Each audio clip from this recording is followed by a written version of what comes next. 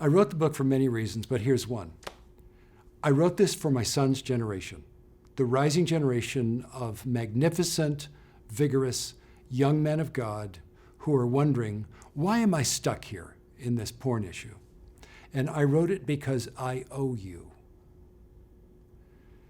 In the late 1960s through the 70s, my generation said, let's go insane sexually. And so we handed down to your generation a mess. You deserved better.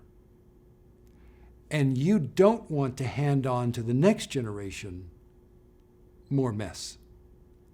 So it's time to turn it around. It's time for the rising generation to see new possibilities, to receive by faith their dignity back, their stature, their magnificence, including their sexual dignity, and redefine the culture that you're shaping for the future, because your children are going to receive something from you, and they deserve your best.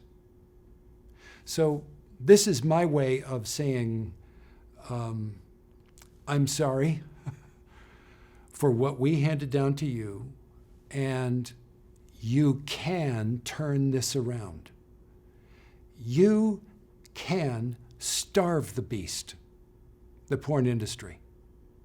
You can marginalize it, limit it, stigmatize it, push it off to the side where it belongs, and build a new world of integrity, a world of nobility to hand on to my grandchildren, your children.